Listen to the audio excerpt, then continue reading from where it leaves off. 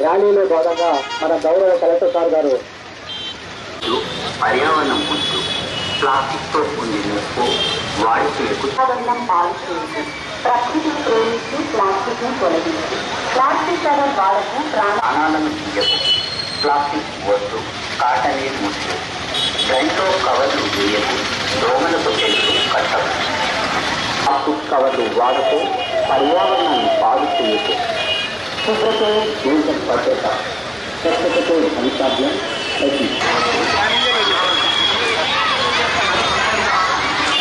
తప్పు ప్లాస్టిక్ కవర్లు వాడకు పర్యావరణంను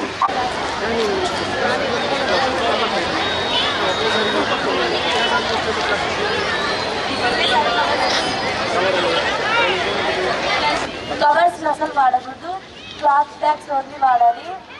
స్కూల్స్ లో ప్లాస్టిక్ బాటిల్స్ వాడకూడదు, ఓన్లీ స్టీల్ బాటిల్స్ ఒకటి వాడాలి.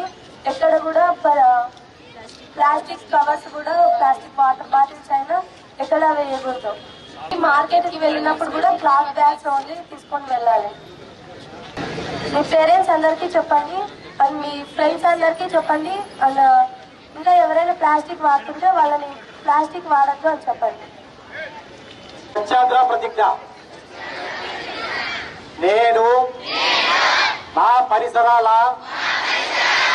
పరిశుభ్రత కొరకు ప్రతిరోజు కొంత సమయం కేటాయిస్తానని నా వంతు కృషిగా స్వచ్ఛత కార్యక్రమం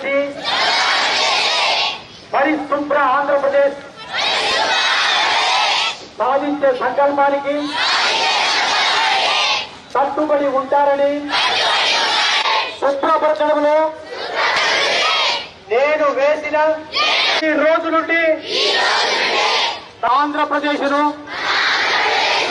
స్వచ్ఛ ఆంధ్రప్రదేశ్ గా తీర్చిదిద్దేటట్లు నా వంతు కృషి చేస్తారని ప్రమాణం చేస్తున్నాను. స్వర్ణాంధ్ర స్వచ్ఛాంధ్ర.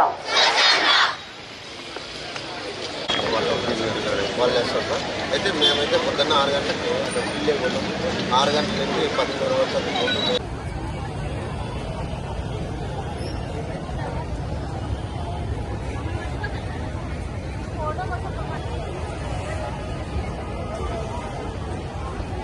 మన గౌరవ కలెక్టర్ సార్ గారు స్వహస్తాల మీద అతని సర్వీసు ఎంతో భాగ్యవాసి.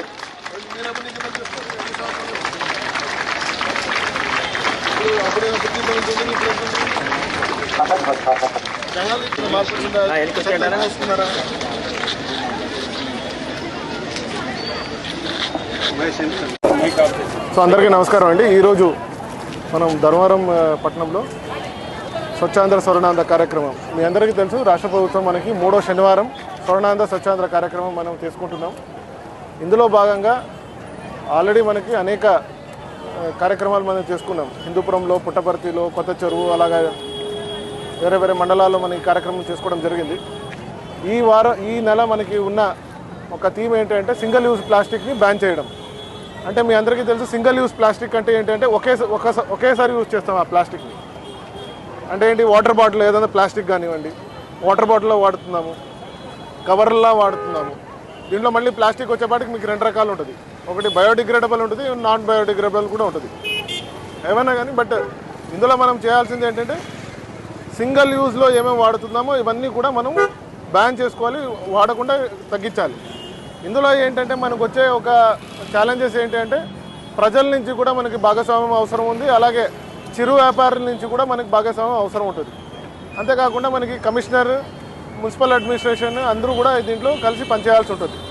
ఇందులో ప్రజల రెస్పాన్సిబిలిటీ ఏంటంటే ప్రజలు ప్రతి ఒక్కరూ కూడా షాప్కి కానీ అంగడిలో కానీ వెళ్ళినప్పుడు ఏదైనా కొనడానికి వెళ్ళినప్పుడు వాళ్ళే ఒక క్లాత్తో చేసిన బ్యాగ్ తీసుకెళ్ళాలి. జూటుతో చేసిన బ్యాగ్ ఒకటి వాళ్ళ ఇంట్లో ప్రతి ఇంట్లో ఉంటుందండి.